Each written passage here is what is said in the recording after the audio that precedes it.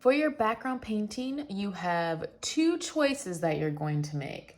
The first one, you're going to choose what 3 colors you want for your lines across your paper. We are not using brown or black. We want these to be colorful. So any 3 colors you want, you can choose. You're gonna make a pattern. So you're gonna repeat those 3 colors in order all the way across your painting from the top to the bottom. So if I was going to choose yellow, green, and blue, I decide what order I want them in. Maybe I want to do green, blue, yellow. I would repeat that to make a pattern. Green, blue, yellow, green, blue, yellow. And then you're going to decide if you want to paint your lines using those 3 colors, either with wavy lines or with zigzag lines. We've talked about those 2 kinds of lines before.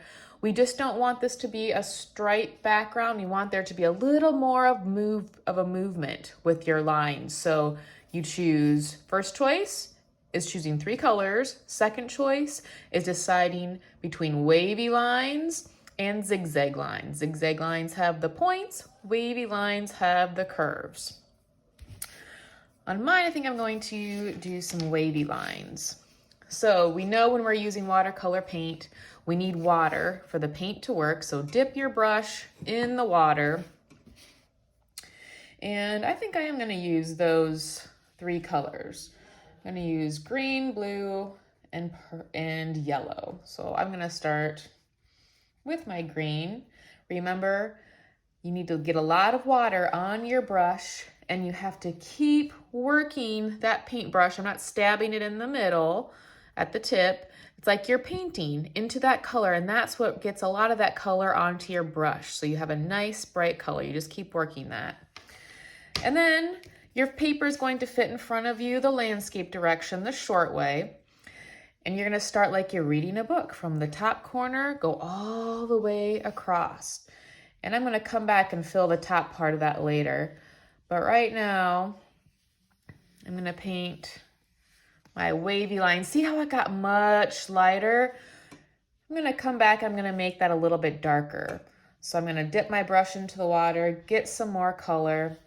I'm gonna make that a little bit darker where it's lighter because I want it to be seen a little bit more. Okay, I started at the top. I do have this space up here, but I'm gonna come back and I'll get that after I start making my lines going down. You want to get them close together. You don't want to have much white space in between, if any at all, but we know when we paint next to an area that's wet that we just painted, and we paint next to it, the colors are going to blend a little bit. So if that's okay with you, then you can get right up to that color. But if you don't want the colors to mix, then leave a little white space. I'm going to do blue next. So then I got some water on my brush and I worked that color, my brush into that color. So my brush was filled with that color. I'm leaving a little tiny bit of white space. I'm gonna go back to my color, make sure I get that on my brush good. So I want a nice bright blue. See how much darker it is when I went back and I got some more color? And oh, my colors are blending together a little bit there. That's okay. That's okay. It looks kind of nice. So if you want to do that, you can touch your colors a little bit. If you don't want that to happen, then leave a little white space. I didn't mention before, but of course you clean your brush out good in between colors. And I'm gonna clean my brush again. To do that, I just swirl it. I'm kind of like painting the bottom of my cup. And then you touch the edge. You don't hit the edge of the cup. You just touch it to get some of that extra water off. And then I'm going into the yellow. There's a little bit of green in there that dropped in there. So my yellow might look a little green. So I'm gonna keep working that color, painting my brush into that color.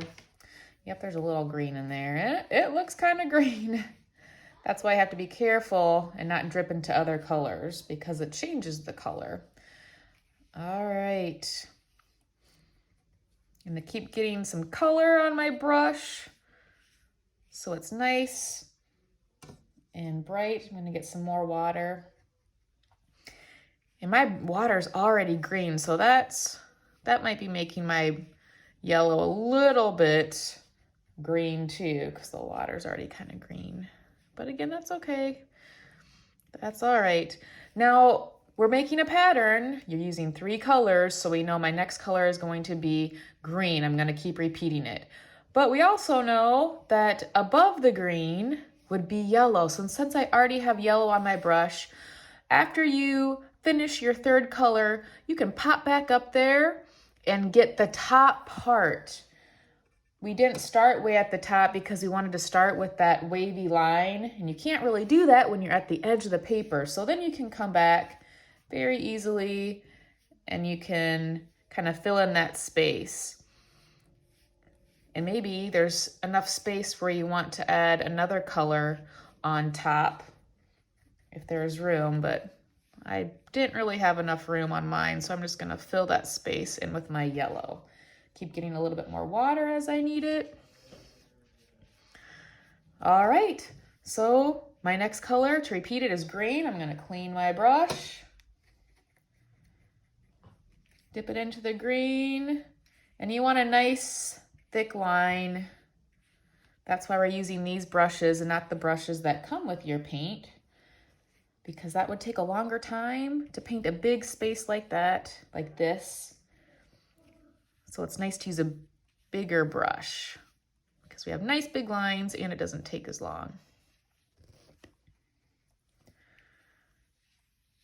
All right, clean your brush, of course. Swirl it on the bottom, touch the edge, dip it into your next color. Make sure you get the pattern right. So if you have to double check and look at your project before you dip your brush into the paint, you better do that.